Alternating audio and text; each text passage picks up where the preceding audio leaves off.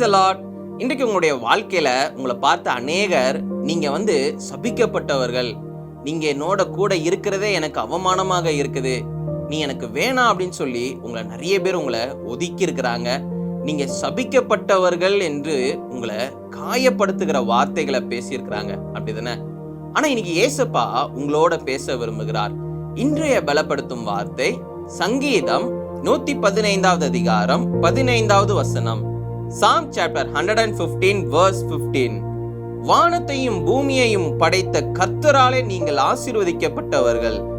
Blessed are you by the Lord who made heaven and earth. Hallelujah.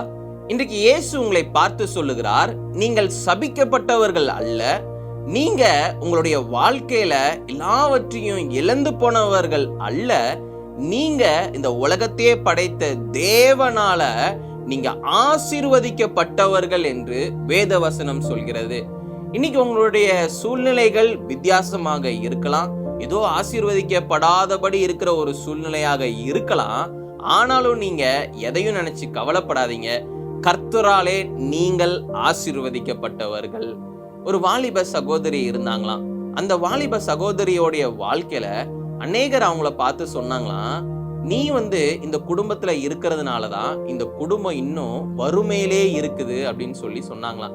என்ன அப்படின்னு நீங்க கேட்டீங்க அப்படின்னா, அந்த பிள்ளை மட்டும்தான் ஏசப்பாவை அறிந்து கொண்டாங்களாம், ரட்சிக்கப்பட்டாங்களாம், இயேசுவுக்காக அநேக காரியங்கள் செய்ய அவங்க ஆர்வத்தோட இருந்தாங்களாம். அப்ப சொன்னாங்களாம், நீ எங்க வீட்டுல நீ இருக்கிறதுனாலதான் நம்மளுடைய குடும்பம் இன்னைக்கு வறுமையில இருக்குது, நீ ரட்சிக்கப்பட்ட, நீ இன்னைக்கு ஏசப்பா தான் தெய்வம்னு சொல்லி நீ வணங்குற, அதனாலதான் நம்மளுடைய வாழ்க்கை இன்னைக்கு மோசமாக இருக்குதுன்னு சொன்னாங்களாம். கொஞ்ச நாள் போனதுக்கு அப்புறம் யார் அப்படி சொன்னாங்களோ அவங்களே சொன்னாங்களாம், நீ வணங்குற தெய்வம் தான் நம்முடைய வாழ்க்கையில எல்லா காரியங்களையும் மாற்றினாங்க, இன்னைக்கு நம்ம எந்த குறையுமே இல்லாம இருக்கிறதுக்கு காரணம் இயேசு அப்படின்னு சொல்லி அவங்க சாட்சியாக சொன்னாங்களாம். அல்லேலூயா. யோசிச்சு பாருங்களேன், அந்த வாலிப சகோதரியோடைய வாழ்க்கையில எவ்வளவு பெரிய மாற்றம்.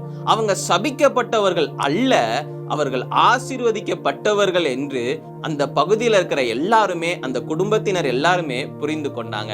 அப்ப நீங்களும் இன்னைக்கு ஆசீர்வதிக்கப்பட்டவர்கள், உங்க மூலமாக பெரிய காரியங்களை கர்த்தர் செய்ய திட்டம் வைத்திருக்கிறார். அவருடைய பிள்ளைகளாக நீங்க இருக்கிறீங்க. நீங்க ஏன் சோர்ந்து போறீங்க?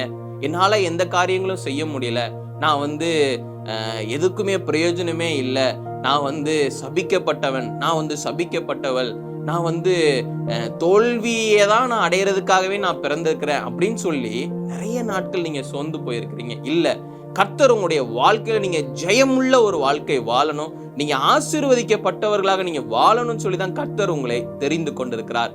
அப்ப ஏன் இப்படி எல்லாம் சூழ்நிலைகள் காணப்படுது அப்படின்னா, கொஞ்ச நாள் அப்படிதான் இருக்கும், இதுக்கப்புறம் வரப்போகிற நாட்கள் மகிமையாக இருக்கும், கர்த்தர் உங்க வாழ்க்கையில செய்ய போகிற காரியங்கள் வித்தியாசமாக இருக்கும். அதனால விசுவாசத்தோட காத்துருங்க. நீங்க ஆசீர்வதிக்கப்பட்டவர்கள், உங்களுடைய சந்ததி ஆசீர்வதிக்கப்பட்ட சந்ததியாக இருக்கும். நீங்க கர்த்தரை தெய்வமாக நீங்க கொண்டிருக்கிற ஜனம், நீங்க ஆசீர்வதிக்கப்பட்டவர்கள். நாம் எல்லாரும் கண்களை மூடி ஜெபிக்கலாம். எங்களை நேசிக்கிற நல்ல தகப்பனே, ஆண்டவரே இயேசுப்பா, நீங்க பிள்ளைங்களோட இந்த நாள்ல பேசுறீங்க. ஆண்டவரே இயேசுப்பா, நீங்க பிள்ளைங்களை நேசிக்கிறீங்க, பிள்ளைங்களை ஆசீர்வதிங்க, எல்லா குறைவுகளையும் நீக்கி போடுங்க, ஜெயமுள்ள ஒரு வாழ்க்கை வாழ உதவி செய்யுங்க. இயேசுவின் மூலம் ஜெபிக்கிறோம் பிதாவே. ஆமேன், ஆமேன், ஆமேன். நீங்க ஆசீர்வதிக்கப்பட்டவர்கள், எதை குறிச்சு நீங்க கவலைப்படாதீங்க. கர்த்தர் நிச்சயம் உங்களை ஆசீர்வதிப்பார், இன்னும் உங்களை உயர்த்துவார். சூழ்நிலைகளை பார்த்து சோர்ந்து போகாதீங்க. கர்த்தர் ஒரு ஜெயமுள்ள ஒரு வாழ்க்கை வாழ உதவி செய்வார். God bless you. Have a wonderful day.